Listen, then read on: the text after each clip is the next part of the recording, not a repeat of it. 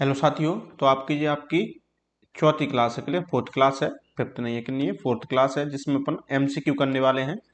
जैसा ये आपको पता मटेरियल टेक्नोलॉजी चल रही थी, जिसकी कि मैं थ्योरी करा दी है पिछली 3 क्लास में। ओके जी, चौथी क्लास है जिसमें अपन करेंगे एमसीक्यू। तो आपको पता है थ्योरी बहुत अच्छे से करा दी है, आप एक बार पहले थ्योरी पढ़ लीजिए, उसके बाद आप एमसीक्यू करेंगे।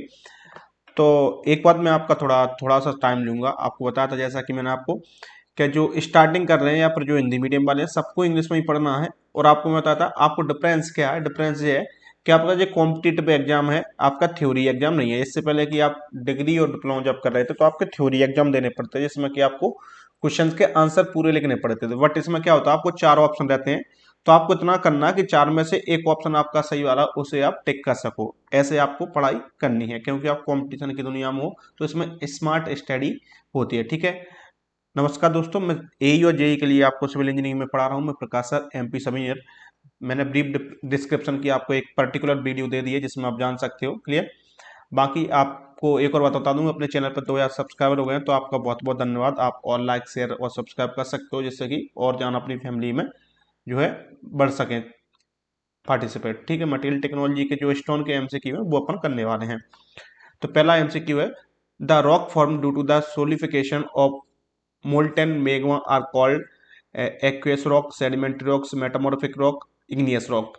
जैसे ही आपने पढ़ा होगा, अगर थ्योरी आपने देखी तो आपको पता है, मैंने बताया सोलिफिकेशन ऑफ मास। सोलिफिकेशन ऑफ मास यानी कि मेग्मा। मेग्मा अगर मेग्मा से अगर कोई रॉक बन रही है तो वो क्या कहलाएगी, आपको पता था इग्नियस रॉक कहलाएगी। यहीं पे मैंने बताया था आपको इग्नियस रॉक्स कितने प्रकार की रहती हैं। इग्नियस रॉक्स आपकी 3 प्रकार की रहती है। एक रहती है वॉल्केनिक रॉक, जो कि अगर मेग्मा जो बन रहा है वो अर्थ के सरफेस पे ऊपर आके अगर जमता है तो उसे बोलते हैं वॉल्केनिक रॉक। एक रहती है हाइपरबेशन रॉक। हाइपरबेशन रॉक्स क्या रहता है, यदि सैलो डेप्थ पे, यदि मेग्मा सैलो यानी थोड़ी सी गहराई पे अगर आपका मेग्मा बन रहा है तो उसे हाइपरबेशन रॉक कहते हैं। और एक तीसरे नंबर पर रहती है कौन सी, आपकी पॉल्यूटेनिक रॉक। पॉल्यूटेनिक रॉक से यानी कि अर्थ सरफेस से थोड़ी सी कंसीडरेबल डेप्थ, यानी कि जाना गहराई पर अगर आपका मेग्मा ठंडा हो रहा तो उसे बोलेंगे कौन से अपन, पॉल्यूटेनिक रॉक्स बोलेंगे, क्लियर। सेडिमेंट्री रॉक्स क्या रहती है, जो लेयर बाई लेयर बनती है डिसइंटीग्रेटेड होके बनती है, ओके, उसे बोलते हैं आप सेडिमेंट्री रॉक।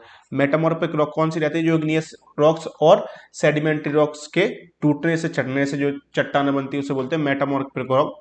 और ये कौन से स्ट्रक्चर थे, फ्लोटेड, ऐसा कुछ वर्ड था, फ्लोटेड स्ट्रक्चर आपके रहते हैं। ठीक है। तो जैसे ही मैंने आपको बताया था, इंग्लिश के वर्ड पे आप ध्यान न देना, आपको समझने से मतलब है, क्योंकि आपको पेपर को क्वालिफाई करना, जो कि आप बिना रटे आराम से स्मार्ट तरीके से आप पेपर क्वालिफाई कर सकते हैं ना। देखो, granite is a example of, मैंने आपको बताया था ग्रेनाइट किसका एग्जाम्पल है, तो आपको पता है इग्नियस रॉक का एग्जाम्पल क्या था, ग्रेनाइट था, क्लियर। अच्छा, सॉलिफिकेशन solidification of molten magma at the surface of the earth result in the formation of, देखो जहां पर क्या पढ़ना, मेग्मा का सॉलिडिफिकेशन हो रहा है, कहां पर हो रहा है, एट द अर्थ सरफेस। मैंने आपको बताया था अगर अर्थ सरफेस पर होगा तो कौन सी रॉक हो जाएगी आपकी, अच्छा तो कौन सी हो जाएगी, वॉल्केनिक हो जाएगी। लेकिन आप जहां पे देखिए वॉल्केनिक रॉक के जहां पे आपको एग्जाम्पल देखना पड़ेंगे, तो ऑप्शन है सेडिमेंट्री रॉक्स, बेसाल्ट और ट्रैप, ग्रेनाइट, क्लियर। तो अगर ऊपर जो बनती है वॉल्केनिक रॉक्स तो उसके जो एग्जाम्पल है जहां पर वो है बेसाल्ट और ट्रैप। ठीक है दोस्तों। तो इस प्रकार से आपको एग्जाम्पल भी यहाँ पे याद रखना, कभी कभी क्या आपके एग्जाम्पल भी पूछे जा सकते हैं। नेक्स्ट चलते हैं।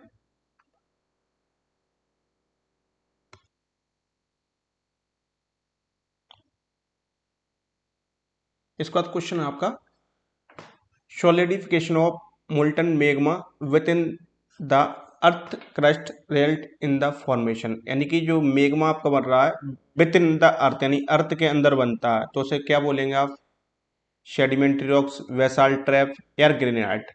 तो आप पता है नीचे जो रहती है वॉल्केनिक और पोल्यूटेनिक रॉक रहती है, तो ग्रेनाइट जो है आप उसमें से एक एग्जाम्पल है, क्लियर। ग्रेनाइट जो है पोल्यूटेनिक रॉक का एग्जाम्पल है, क्लियर। वेसाल्ट और ट्रैप किसका हो गया, वॉल्केनिक का हो गया। और सेडिमेंट्री रॉक कौन सी है, सेडिमेंट्री तो अलग ही रॉक है, क्योंकि एग्जाम्पल जो है इग्नियस रॉक में आता है, क्लियर। तो थोड़ा सा आप इस प्रकार से आप वहां पे एग्जाम्पल पर भी ध्यान दे लो तो आपको आंसर मिल जाएगा। बट जो नाम पूछने वाले क्वेश्चन आपके रेयर केस में आते हैं, डेफिनेशंस वाले क्वेश्चन आपके ज्यादातर आपको मिलेंगे। किस प्रकार से मिलेंगे, इस प्रकार से क्वेश्चन आपको मिलते हैं। क्या बोला, sedimentary rocks are form due to, आपको पहले बता रहा हूँ, यदि आपने वो 3 क्लास देख ली तो आपको पूरा सब कुछ आपके माइंड में आ रहा होगा समझ में, या फिर आपको सब कुछ आता होगा पहले से, तब आपको समझ में आ रहा होगा, इसलिए आपसे बोल रहा था बेसिक पहले क्लियर कर लीजिए, है ना। अब इसमें देखिए, इसमें क्या पूछा, सेडिमेंट्री रॉक्स कौन सी है वो बता दीजिए। तो सोलिडिफिकेशन ऑफ मोल्टन मैग्मा, इससे तो भैया मैग्मा बनती है, उससे इग्नियस रॉक बनती है।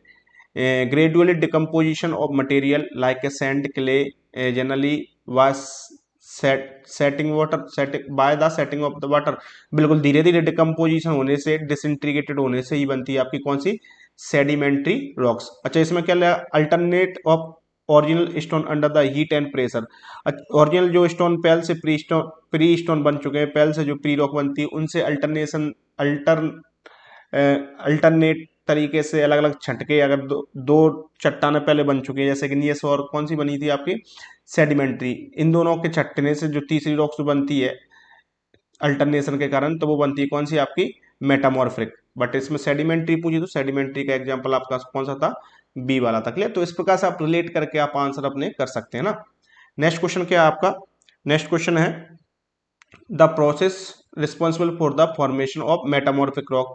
तो मेटामॉर्फिक रॉक का है सेम एग्जांपल है, तो कौन सा था, अल्टरनेशन ऑफ ओरिजिनल स्टोन, यानी पहले से जो स्टोन बन चुके हैं उन्हीं के अल्टरनेशन के कारण जो आपकी रॉक जनरेट होती है उसे बोलते हैं आप metamorphic rock. Clear. Next question है आपका, क्या करा, under metamorphism which of the following change is correct. अब देखो, मैंने आपके एग्जांपल बताया था आपको, ग्रेनाइट जो है गैनिस में बनता है, बिल्कुल ये तो आपका सही है। ट्रैप और बेसाल्ट किस में हो जाता है, लेटराइट में, जी भी आपका सही है। लाइमस्टोन किस में चेंज होता है, मार्बल में, यानी ऑल ऑफ द अबव आपके जो है जहां पर सही हो जाएंगे। नेक्स्ट है ग्रेनाइट हैज, ग्रेनाइट क्या है, क्रिस्टलाइन रहता है, ग्लॉसी रहता है, बिल्कुल रहता है। पोशेट टेक्सचर, बिल्कुल है। फ्लूइडेड स्ट्रक्चर रहता है, नहीं रहता। जो कौन सा रहता है, जो रहता है metamorphic rock. Clear. Layer of difference composition जो रहती है सेडिमेंट्री रॉक्स, जबकि ग्रेनाइट कौन सी है, ग्रेनाइट है इग्नियस रॉक। तो इसमें से ऑप्शन नंबर ए आपका जो है करेक्ट हो जाएगा। क्लियर। तो जैसे ही अगर आपने पढ़ा होगा थोड़ा बहुत, तो आपको आसानी से समझ में आ रहा होगा, इसलिए मैं आपको बोला हूँ रटने की जरूरत नहीं, चीजों को क्या है आप समझिए ना। नेक्स्ट है the principal constituent of argillaceous rocks. Argillaceous rocks के जो मेन कंस्टिट्यूशन है, प्रिंसिपल कंस्टिट्यूंट है, वो कौन सा है, मतलब मुख्य अवयव कौन सा है उसका, सॉरी आर्जिलियस रॉक का। क्लियर। तो मैंने आपको बताया था इसको क्ले या एल्यूमिना बोलते हैं, एल्यूमिना भी बोलते हैं इसका मेन कंटेंट, और क्ले भी बोलते हैं। तो क्या हो जाएगा आपका क्ले। ओके, तीन प्रकार की केमिकल क्लासिफिकेशन होते हैं, मैंने आपको बताया था कौन से रहते हैं। एक तो तरह का आर्जिलियस जो कि इसका क्ले, या फिर एल्यूमिना जो इसका मेन कंपोनेंट्स रहता है। अच्छा, दूसरा क्या रहता है, दूसरा आपका कैल्शियस रॉक रहता है, जिसका कैल्शियम जो है मेन कंस्टिट्यूशन रहता है। और एक और कौन सा रहता है आपका केमिकल में, याद करिए। क्लियर। कैल्सियस रहता है, और एक रहता है सिल्सियस, सेल्सियस रॉक्स, उसका सिल्का जो है मेन कंपोनेंट रहता है। तीन प्रकार की रॉक रहती है ना केमिकली क्लासिफिकेशन में, जो कि मैंने आपको बता दिया। देखो इसमें क्लियर बोला, laterite is a chemically classified as. तो लेटराइट किसका एग्जाम्पल था, कैल्सियस रॉक का था, सिल्सियस का था, मेटामॉर्फिक रॉक का था, या फिर आर्जिलियस रॉक का था। तो केमिकली क्लासिफाई पूछा, तो केमिकली देखो मेटामॉर्फिक रॉक तो जियोलॉजिकली क्लासिफाई है, जो तो आपका वैसे ही गलत हुआ है। बट जो लेटराइट है वो किस में था, आर्जिलियस रॉक में था। तो इसके नाम भी इंपॉर्टेंट है, इनके नाम, इनमें जो जो रॉक आती है उनके नाम आप अच्छे से याद रखेंगे ना। नेक्स्ट है which of the following is an example of siliceous rocks, यानी सिल्सियस रॉक का आपका एग्जाम्पल होता ना। तो दोस्तों सेल्सियस रॉक्स के सारे एग्जाम्पल है, ग्रेनाइट जो सेल्सियस में आता है, जीनिस सेल्सियस में आता है, क्वार्टराइट सेल्सियस में आता है। तो ऑल ऑफ दी अबव जहाँ पे आपका जो है वो करेक्ट आंसर हो जाएगा। तो आप रिलेट कर पा रहे हो, आपको जाना कुछ चीजें रटने की जरूरत नहीं पड़ती, आराम से समझना है। देखो marble is a example of, तो मार्बल किस में आ रहा था, मार्बल वहां पे आ रहा था आपका किस में, मेटामॉर्फिक रॉक में। तो आंसर क्या हो जाएगा, मेटामॉर्फिक रॉक हो जाएगा। क्लियर। तो इस प्रकार से आपको क्या एग्जाम्पल कभी कभी पूछे जाते हैं, उनको भी आप याद कर लेंगे। अच्छा जी, थोड़ा डिफरेंट है, स्लेट इज यूज फॉर, तो ध्यान रखना स्लेट जो आपकी होती है वो रूपिंग मटेरियल के लिए यूज होती है, तो यहाँ पर ऑप्शन है रूपिंग। क्लियर। तो कुछ चीजें जो है ये बहुत बार आया है क्लियर एग्जाम्पल में। तो क्या जैसे आप, मैंने आपसे बोला था प्रैक्टिस करोगे क्वेश्चंस की, टेस्ट लगाओगे अलग अलग तरीके से, तो वहां पे आप जब जाओगे, तो वहां से टेस्ट लगाने के बाद जब आप दोबारा थ्योरी पढ़ोगे, वहां पे आप इस प्रकार से क्वेश्चन आप आपके माइंड में क्लिक करेंगे, जो क्वेश्चन मुझे मिले हैं, जो क्वेश्चन ज्यादातर एग्जाम में आते हैं। तो मैंने आपको बताया था, एक मैंने शॉर्ट वीडियो डाली है गाइडेंस वाली, तो वहां पे मैंने 8 से 10 वीडियो आपको बना दिए एसएससी जेई या एमपी सब इंजीनियर या यूपी जेई में क्या क्या आपको करना चाहिए और क्या क्या नहीं करना चाहिए, तो उसकी मैं अलग से प्लेलिस्ट बना दूंगा, वहां भी आप देख सकते हैं ना। नेक्स्ट क्वेश्चन है, which one of the following test polish very well, मतलब पॉलिश सबसे अच्छी किसकी हो जाती है, तो ध्यान रखना ग्रेनाइट की जो है पॉलिश सबसे अच्छी हो जाती है। क्लियर, तो इनको बार बार पढ़ो तो आपको रटना नहीं, मैं पहले ही बोला हूँ, ये क्वेश्चन को आप एक दो बार लगाओगे पॉलिश सबसे अच्छी कौन सी किसकी हो जाती है, ग्रेनाइट की हो जाती है, तो ऑटोमेटिक आपको जो है याद हो जाएंगे ना। नेक्स्ट है, the colour of granite is, granite सभी प्रकार के मिलते हैं। क्लियर, तो इसको रटने की जरूरत नहीं है, जाना कभी पेपर में आया नहीं है। Clear, a fine granite, grand granite क्या कैन बी पॉलिश, पॉलिश कर सकते हैं बिल्कुल। Can be use for exterior facing of building, बिल्कुल ग्रेनाइट एक्सटीरियर फेसिंग के लिए यूज होता है बिल्कुल। ऊपर हाई रेसिस्टेंस ऑफ बीदर, बिल्कुल सभी की सभी क्वालिटी है ग्रेनाइट में। क्लियर, तो ऑल ऑफ दी अबव हो जाएगा, जब भी आपका पेपर में नहीं आया कभी।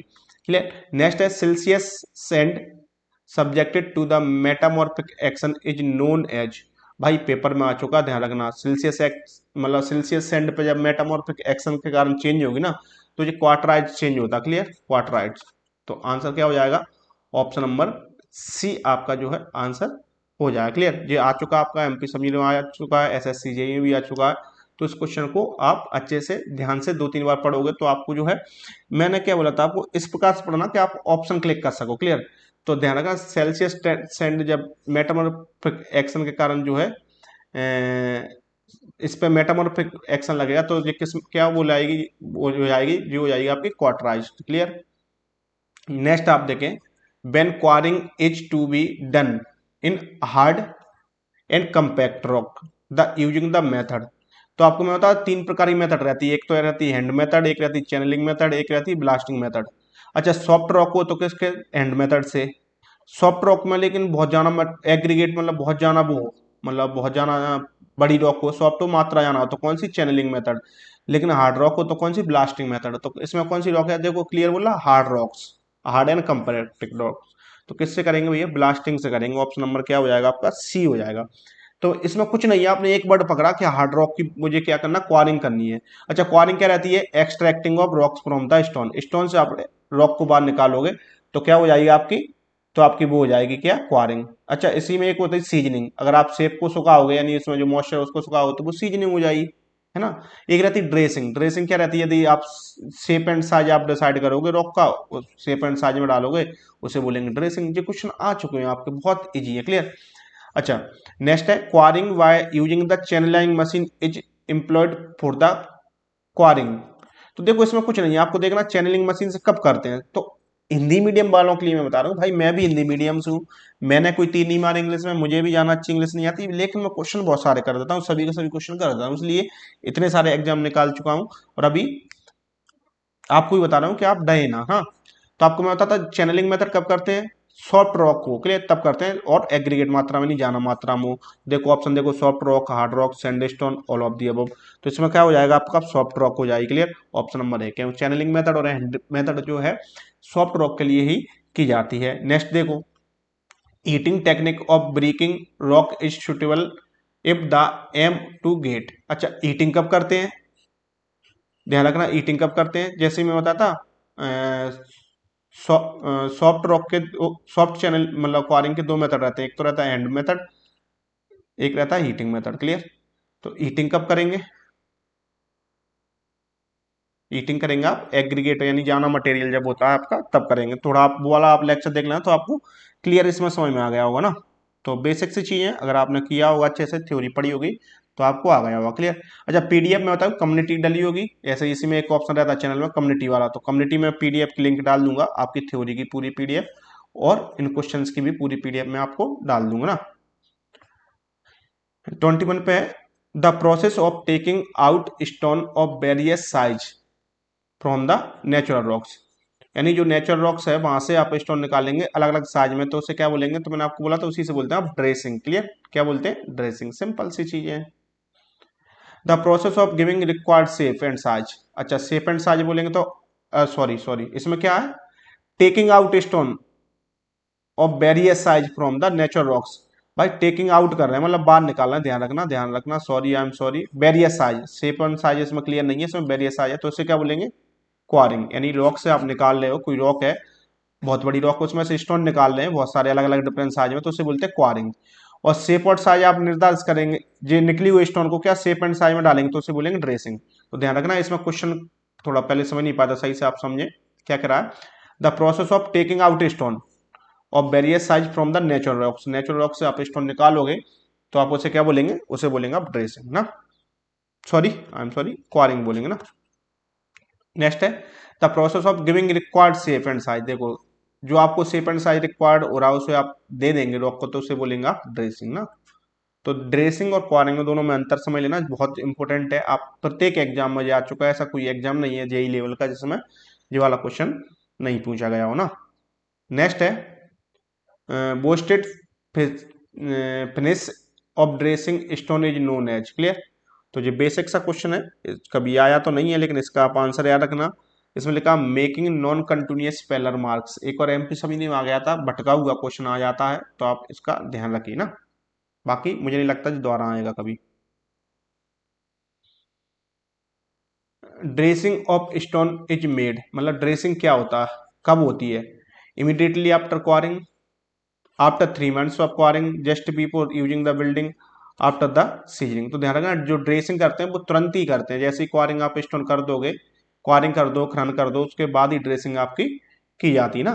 तो आप ऑप्शन नंबर ए जहाँ पर करेक्ट हो जाए, इमीडिएटली आफ्टर क्वारिंग। जो क्वेश्चन आ चुका है तो मैं आपको बताता जाता हूँ ना, जो पेपर में आए उनको मैं आपको बता जा रहा हूँ, उनको अच्छे से फोकस कर लेना ना। नेक्स्ट क्या आपका most powerful explosive using the blasting, blasting के लिए सबसे पावरफुल जो एक्सप्लोसिव होता है, सबसे पावरफुल जो मटेरियल रहता है ब्लास्टिंग के लिए वो कौन सा रहता है, gun powder, gun cotton, dynamite और क्रोडाइल। तो इसमें ध्यान रखना गन कॉटन रहता है, गन कॉटन सबसे खतरनाक रहता है इसमें।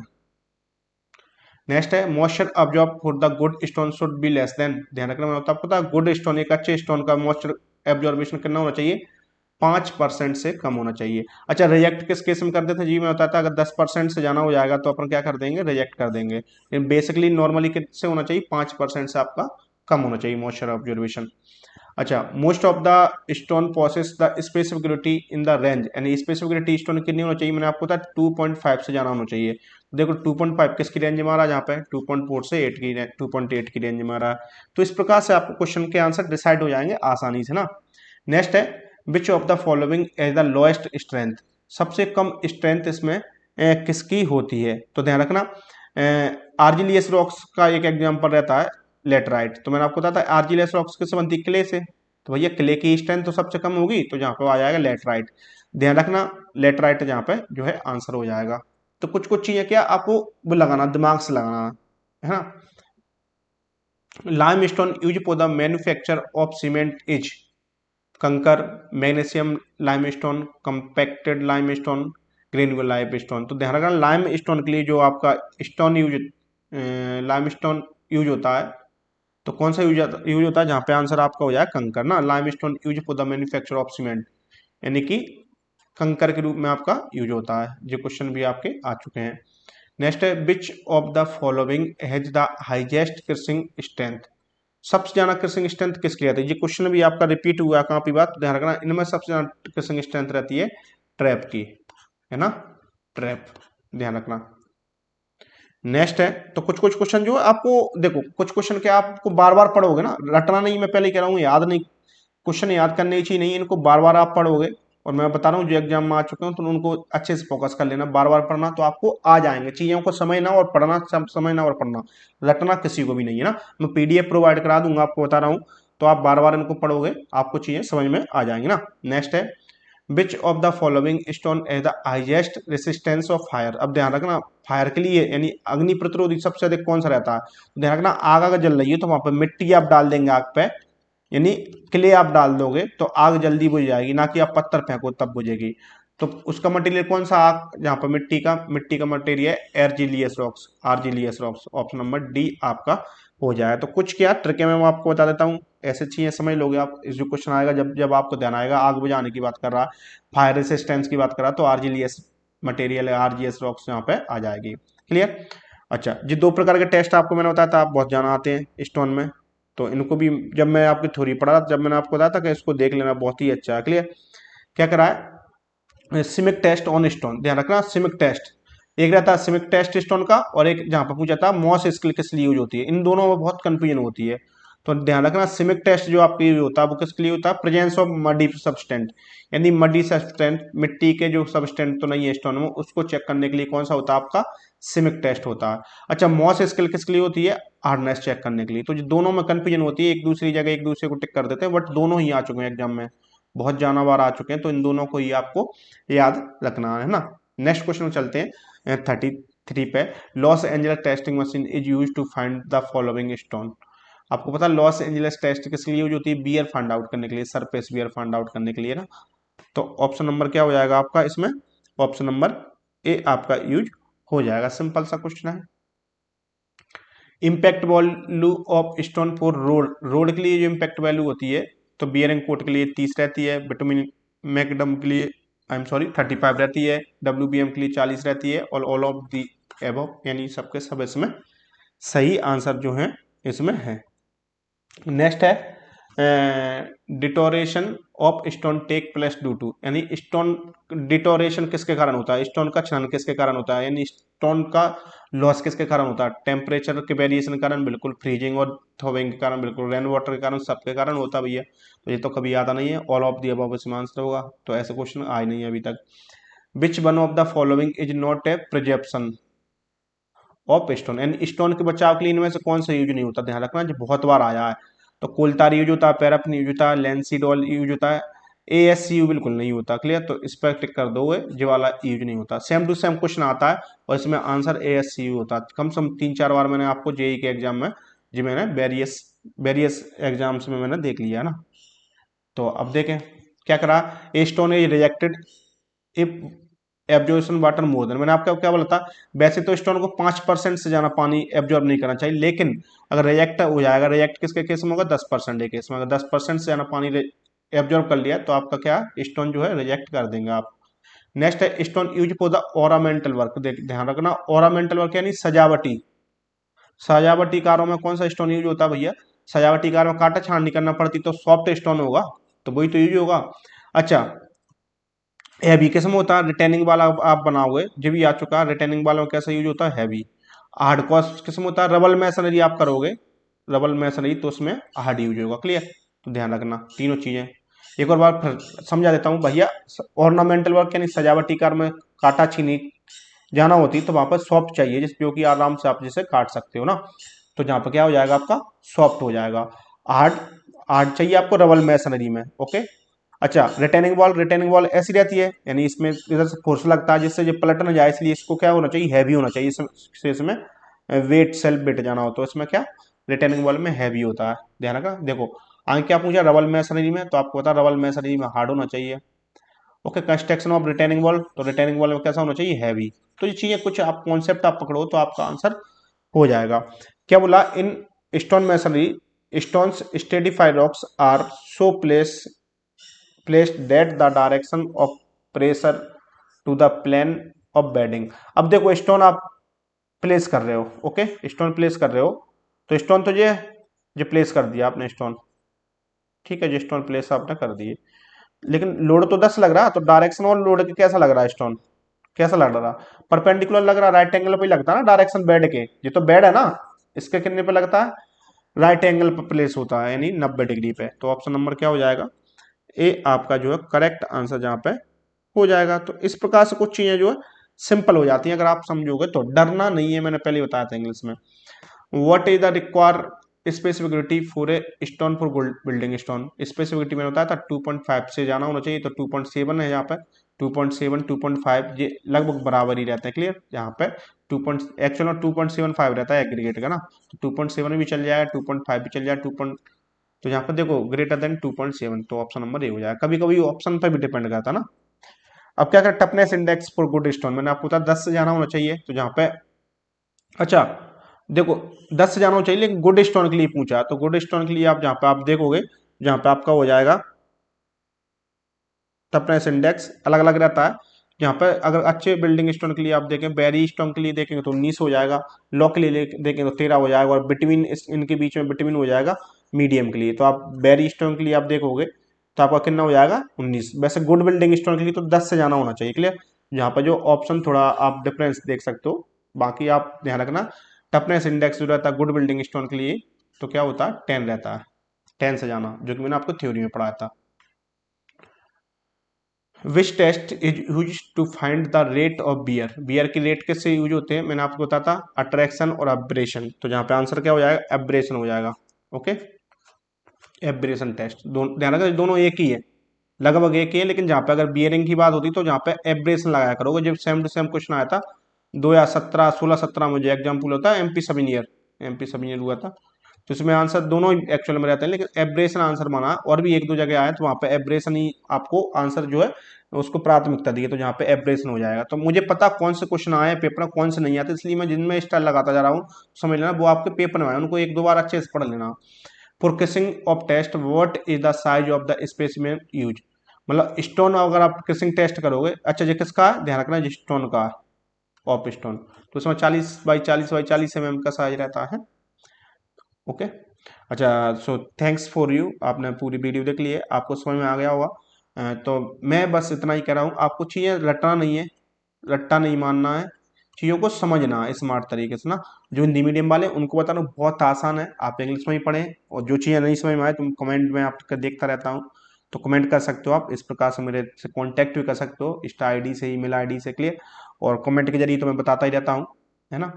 तो यही है कि आप बढ़िया से पढ़ाई करते रहें, मोटिवेट रहते रहें, और जो भी डाउट हो बताते जाएं। आगे मैं आपको, जैसे अभी मैंने रॉक की जो क्लास पढ़ाई उसमें 3 क्लास ली थी, तो मैंने 3 दिन में अपलोड की, तो उसके आगे जैसे मैं अगर टिम्बर पढ़ाऊंगा तो कोशिश करूंगा एक ही दिन में पूरी टिम्बर खत्म कर दूं, बट क्लास 20 से 30 मिनट हो जाएगी तो उससे कोई दिक्कत नहीं है, मैं क्लास बड़ी कर दूंगा, लेकिन आपका टाइम वेस्ट नहीं करूंगा ना। तो जल्दी से जल्दी मैं आपको इसी प्रकार से कोशिश करूंगा, आपका जो एग्जाम होगा एमपी सेमिनार का, उसके पहले बहुत सारा आपका कंटेंट लगभग सभी सब्जेक्ट में अपने हिसाब से खत्म कर दूं, और साथ में सभी के एमसीक्यू में आपको दे दूं। बाकी पीडीएफ के लिए मैं आपको बता दूं, पीडीएफ के लिए क्या करना, आपको पीडीएफ आपको मिल जाएगी किस पे, यूट्यूब पर कम्युनिटी ब्लॉग रहता है, वहाँ पर मैं आपको पीडीएफ प्रोवाइड करा दूंगा। ठीक है दोस्तों, कोई डाउट हो तो आप कमेंट कर सकते हो बेफिक्र होके। Thank you.